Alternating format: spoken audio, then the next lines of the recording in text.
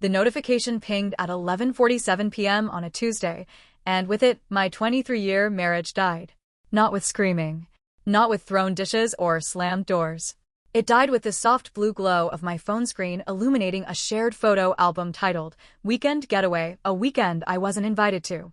My name is David, and I'm about to tell you how I discovered my wife's affair through our own cloud storage, how I spent the next 6 months becoming the most patient man in America, and why sometimes the quietest revenge is the most devastating of all. You see, Sarah and I had always been practical about technology. We were early adopters, the couple who had smart home systems before they were trendy, who shared calendars and photo albums and streaming accounts. We finished each other's sentences and knew each other's passwords. Our digital lives were completely intertwined, just like our real ones. Or so I thought. But then I saw the photos that changed everything. There was my wife of 23 years, laughing in a way I hadn't seen in. God, how long had it been? Her head thrown back, genuinely happy, standing in front of some rustic cabin I'd never seen. She was wearing that blue sweater I'd bought her for Christmas, the one she said made her feel beautiful. And there was a man's hand on her shoulder. Just a hand in the frame, but I knew it wasn't mine. The fingers were too long, the watch too expensive, the touch too familiar. My coffee had gone cold in my grip. The house was silent except for the gentle hum of our dishwasher finishing its late-night cycle and the soft tick of the grandfather clock Sarah's mother had left us. Sarah was upstairs, supposedly asleep after complaining of a headache. The kids were at college, Emma at Northwestern, Jake at Boulder. And I was sitting alone in our kitchen, staring at digital evidence of my wife's betrayal, uploaded automatically to our shared family account like some cruel joke. The irony wasn't lost on me. I'd built my career in tech, helping Fortune 500 companies secure their digital assets, teaching executives about data protection and privacy. I'd given countless presentations about digital vulnerabilities, about how the very systems we trust can expose our deepest secrets. And here I was, discovering my personal life was completely unsecured, laid bare by the same cloud technology I'd helped perfect. Therefore, I did what any reasonable person would do. I took screenshots. But then something shifted in me. Instead of charging upstairs for the confrontation that would shatter our house and wake the neighbors, instead of throwing open our bedroom door and demanding explanations, I sat there in the blue glow and made a different choice. I became a detective in my own life. You have to understand, I'm not a vengeful person by nature. I'm methodical, careful, analytical. It comes from 30 years in tech. You don't make moves without data, and you don't make decisions when you're emotional. You gather information, you analyze patterns, you build systems. But sitting there, looking at my wife's secret happiness, feeling like a stranger in my own kitchen, I felt something cold and calculating settle in my chest. Therefore, I closed the app, finished my cold coffee, and went to bed. But then I barely slept. I lay there next to Sarah, listening to her breathe, watching the digital clock count the minutes until dawn. She stirred around 3 a.m., mumbling something in her sleep, and instinctively curled toward me the way she had for over 2 decades. Her hand found mine under the covers, fingers intertwining automatically. Even in sleep, even while living a lie, she sought comfort from me. That's when I knew this was going to be harder than I thought. The next morning, Sarah made pancakes. She hummed while she cooked, the same Fleetwood Mac song she'd hummed for decades, "Don't Stop," moving around our kitchen with practiced efficiency. Her hair was pulled back in that messy bun I used to find charming, secured with a rubber band she'd grabbed from the junk drawer. She wore my old Northwestern t-shirt, the one from my MBA program, the one that hung loose on her shoulders and made her look impossibly young. She kissed my forehead when she set my plate down, and I tasted betrayal in that kiss. Not literally, of course, but something had changed in my perception. Every gesture, every word, every casual touch was now filtered through the knowledge of her deception. "Sleep okay?" she asked, settling across from me with her own plate, pouring syrup in that precise spiral pattern she'd perfected years ago. Like a baby, I lied, cutting into pancakes that tasted like cardboard despite being made from her grandmother's recipe. She told me about her book club, how they were reading some new bestseller about marriage and redemption. She talked about Janet, who was getting divorced, how messy it was going to be because Janet had trusted Jim with everything. "I feel so bad for her," Sarah said, shaking her head with what seemed like genuine sympathy. She had no idea about the finances. Jim handled everything, and now she's discovering he's been hiding money for years. The knife felt heavy in my hand. The irony was suffocating. "That's unfortunate," I managed, my voice surprisingly steady. "I'm just grateful we've always been honest with each other," she continued, reaching across to squeeze my hand. I can't imagine living with that kind of deception. I looked into her eyes, those same brown eyes I'd fallen in love with in graduate school, the ones that had watched me fumble through our first date, that had filled with tears when I proposed, that had shone with joy when our children were born. And I saw no guilt there, no awareness of the cruel irony of her words. Therefore, that evening, while Sarah attended her book club that I now knew was a lie, I began my research. But then I discovered I wasn't just looking at photos anymore. The cloud storage was a digital treasure trove of my wife's secret life, more comprehensive than I could have imagined. Text message backups going back months. Email synchronization from her personal account. Location data that showed me exactly where she'd been on all those book club nights, and girls' weekends, and late meetings, and shopping trips with Linda. The data painted a picture I wished I'd never seen. His name was Marcus Thornfield, 45 years old, divorced, senior vice president at Sarah's marketing firm. He'd joined the company 3 years ago, transferred from their Chicago office. The messages went back 8 months, starting innocent enough: complaints about their demanding boss, shared recommendations for lunch spots downtown, commiseration about difficult clients. But then they shifted, became more personal, more intimate, more loving, became everything I thought she felt for me. I sat in my home office, surrounded by the technology that had built our comfortable life: multiple monitors, high-end speakers, the ergonomic chair Sarah had bought me for my 50th birthday, reading my wife's love letters to another man. The wooden floors creaked above me as she moved around our bedroom, probably getting ready for bed, probably texting him goodnight, telling him she missed him, counting the days until their next business trip. My hands shook as I documented everything methodically. Screenshots organized by date in folders I labeled with innocent names. A spreadsheet tracking her lies, where she said she was versus where her phone's GPS said she actually was. A timeline that painted a picture I wished I'd never seen, showing the slow evolution from colleague to confidant to lover. I learned that Marcus owned a cabin in the Pocono Mountains, the same cabin from the photos. I learned that Sarah had been there 4 times, always during weekends when she claimed to be visiting her sister in Philadelphia or attending conferences that didn't exist. I learned that they had pet names for each other. She called him M, he called her Sunshine. I learned that they were talking about a future together, making plans that didn't include me. The depth of the deception was staggering. Sarah hadn't just had an affair, she'd created an entire alternate reality, complete with fictional book clubs and imaginary shopping trips and fabricated work emergencies. She'd become a stranger, someone I'd never met, someone I'd been living with for months without knowing it. Therefore, I did what I do best. I built a system. But then the system became my sanctuary and my obsession. Every evening after dinner, while Sarah watched her shows or took her long baths with wine and candles, I descended into my digital detective work like it was a second job. I cross-referenced credit card statements with location data. I found receipts for restaurants I'd never been to, gifts I'd never received, and hotel rooms in cities where she'd supposedly been alone. I learned that Marcus was divorced from a woman named Jennifer, had joint custody of 2 teenage daughters, Emma and Sophie, the same ages as our kids. I found his social media profiles, studied his face, and tried to understand what Sarah saw in him. He was handsome in a conventional way, with silver-touched temples and the kind of smile that looked practiced.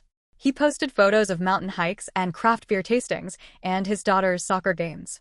He looked like a good father, a decent man who probably had no idea he was helping destroy a 23-year marriage. I discovered that he lived in a modern condo downtown, about 15 minutes from Sarah's office. I found the listing from when he'd bought it 2 years ago: hardwood floors, granite countertops, floor-to-ceiling windows with city views. The kind of place a successful single man would choose, the kind of place that probably made Sarah feel young and sophisticated, different from our suburban home with its family photos and children's growth charts still penciled on the kitchen doorframe. The house felt different now that I knew. Every creak of the floorboards above my head took on new meaning. Was she pacing because she felt guilty, or because she was texting him? Every laugh from the living room while she watched TV made me wonder if she was actually on the phone with Marcus instead. Every mundane conversation over morning coffee felt like performance art, both of us playing our roles in a marriage that had become an elaborate charade. She was acting the part of my wife while living as someone else entirely. And I was acting the part of the oblivious husband while building an airtight case for my own protection. The legal research came next, and it consumed me. I spent hours reading about asset protection, studying Pennsylvania divorce law, understanding exactly what I'd be entitled to and what I'd need to prove. I learned terms I'd never wanted to know: marital asset, infidelity clause, no-fault state, equitable distribution. I researched retirement account divisions, business valuations, and spousal support calculations. I contacted 3 different lawyers, scheduling consultations under the guise of estate planning and business succession planning. I was careful to never mention Sarah directly, instead asking hypothetical questions about asset protection in the event of divorce.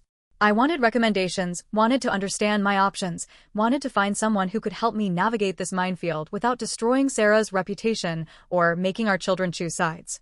The lawyers I met were all competent, but only one understood what I was really asking for. Her name was Patricia Chin, a partner at a prestigious family law firm downtown. She was in her 50s, had been practicing for 25 years, and had the kind of steady, unflappable demeanor that suggested she'd seen every possible variation of marital disaster. "You're gathering intelligence," she said during our second consultation, after I'd explained my situation in carefully vague terms. "You want to protect yourself, but you don't want to go nuclear." "Exactly," I said. "This isn't about revenge. It's about ensuring a fair outcome." "Smart," she said, making notes in her legal pad. "Too many people lead with emotion and end up destroying themselves in the process. You're thinking strategically." But then came the moment that broke something inside me, the moment that made me realize this wasn't just about strategy and self-protection anymore. It was a Thursday evening in October. The leaves were turning brilliant reds and golds, and Sarah was making her famous chili, the recipe she'd gotten from her grandmother before the old woman died. The smell filled our kitchen the way it had for 23 autumns before: cumin and paprika, and the secret ingredient she'd never told anyone except me, a square of dark chocolate stirred in at the very end. She was singing softly, off-key like always, swaying slightly as she stirred the pot with the wooden spoon that had belonged to her mother.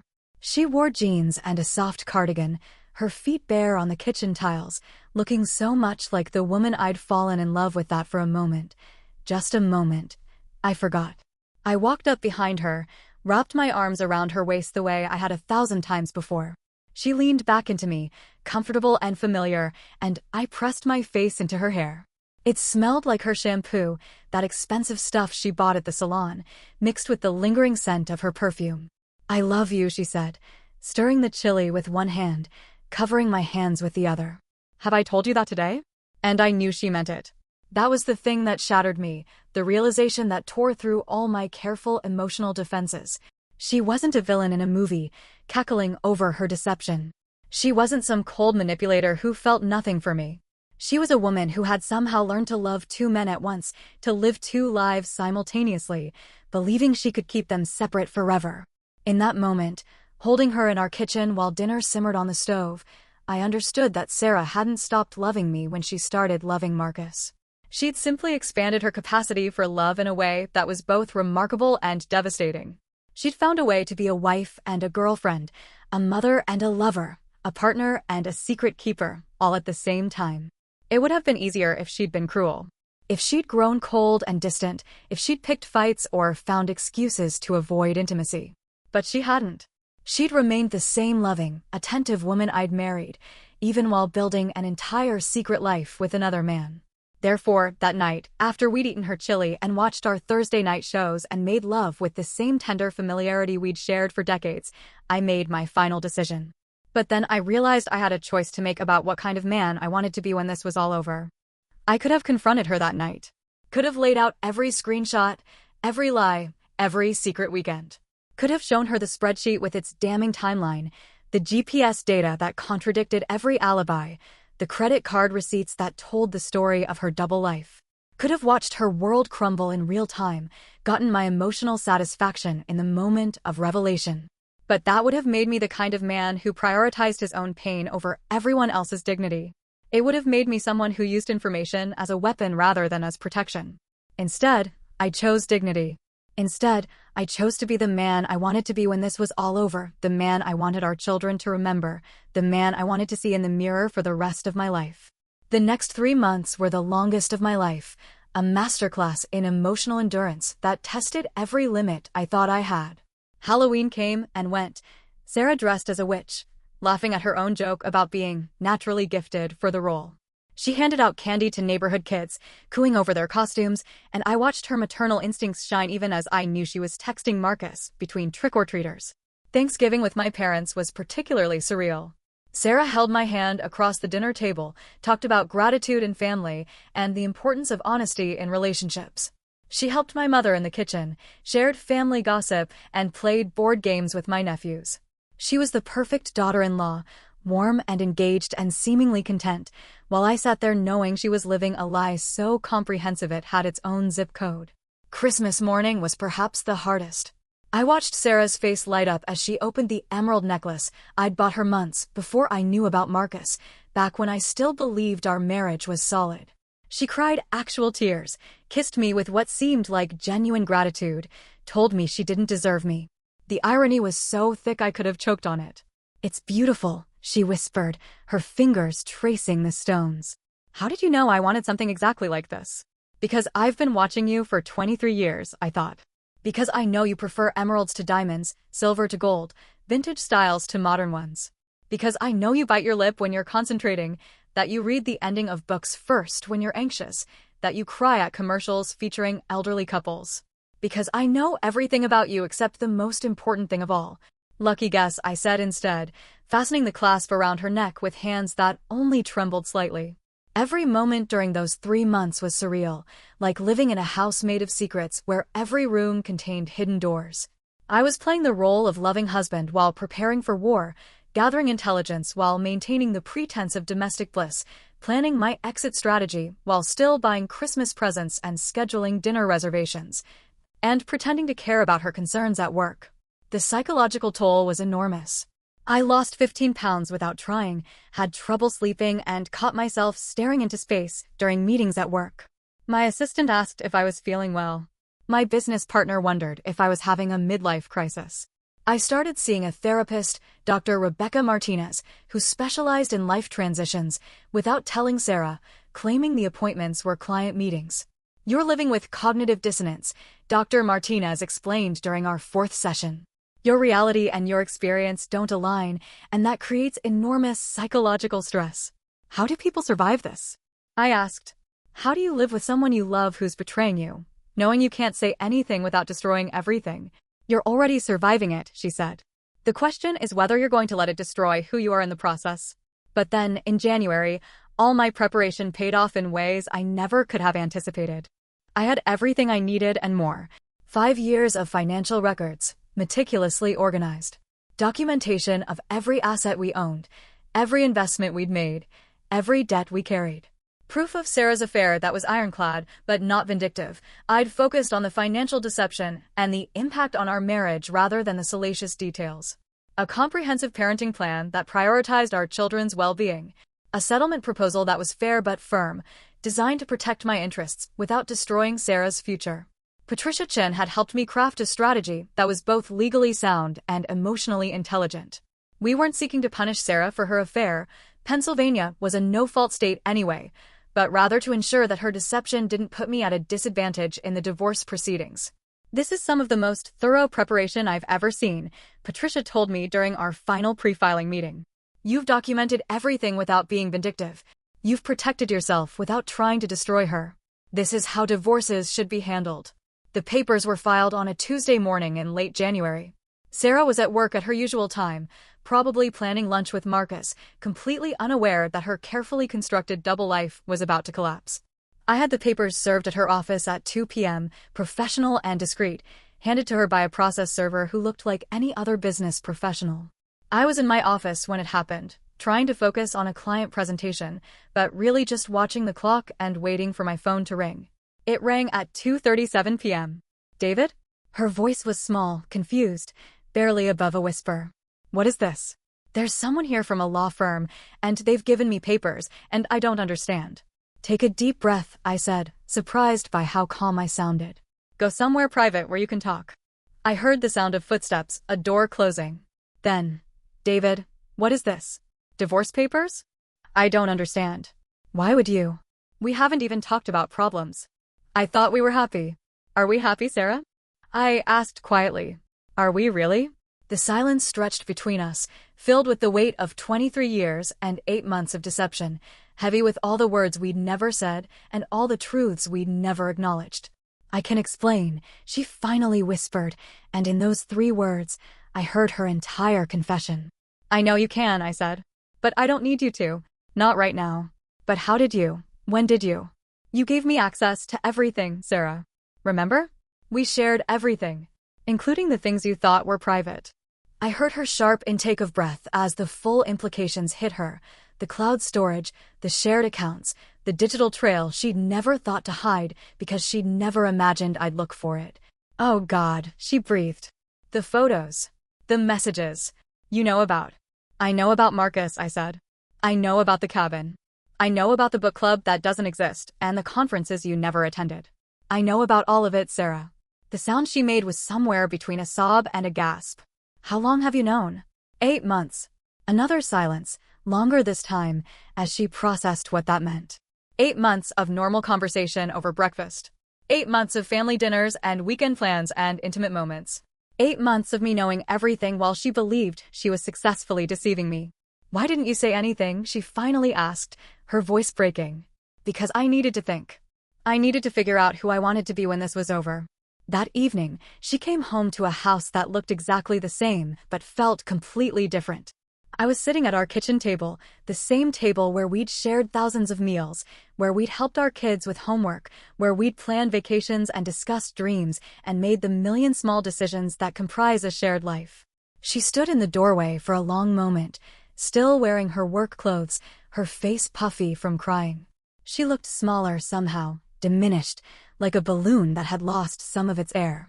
How long have you known? She asked again, setting down her purse with shaking hands. 8 months, I repeated. She sat down across from me, and I watched her do the math in her head, saw her realize I'd known almost as long as the affair had been serious. Saw her understand that every conversation we'd had, every moment of intimacy we'd shared, every plan we'd made had been colored by my knowledge of her betrayal. My God, she whispered. All this time, you've been living with it, I finished. Yes. Why didn't you say anything? Why didn't you confront me? I poured myself a cup of tea, chamomile, the kind she bought because it helped me sleep, though sleep had been elusive for months. The irony wasn't lost on either of us that she was still taking care of me in small ways, even while betraying me in large ones. Because I needed to understand what I was dealing with, I said carefully. I needed to make sure I was making decisions based on facts, not emotions. What were you dealing with? She repeated, her voice rising slightly. David, I'm not some kind of hostile acquisition you need to analyze. I'm your wife. Are you? I asked quietly. Because the woman I'm married to doesn't have a secret relationship with her coworker. She doesn't lie about where she spends her weekends. She doesn't live an entire second life that I know nothing about. She flinched as if I'd slapped her. It wasn't supposed to happen. It just did. 8 months isn't just happening, Sarah. 8 months is a choice you made every single day. Therefore, we talked through the night, and it wasn't the conversation either of us had expected. But then I discovered something I hadn't anticipated, my own capacity for forgiveness, even in the face of devastating betrayal. She cried, of course. I expected that. She apologized, over and over, until the words lost meaning and became just sounds in the space between us. I expected that too. She tried to explain how it had started, how innocent it had been at first, how she'd never meant for it to go so far. She talked about feeling invisible in our marriage, about missing the excitement of new love, about the way Marcus made her feel young and desirable and interesting again. I never stopped loving you, she said as the sun came up, painting our kitchen in soft gold light that made everything look different, more forgiving.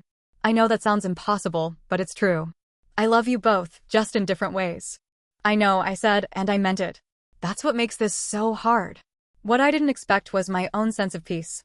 Sitting there across from my wife of 23 years, watching her face in the morning light, I realized that somewhere during those 8 months of investigation and preparation, I'd already grieved the end of our marriage.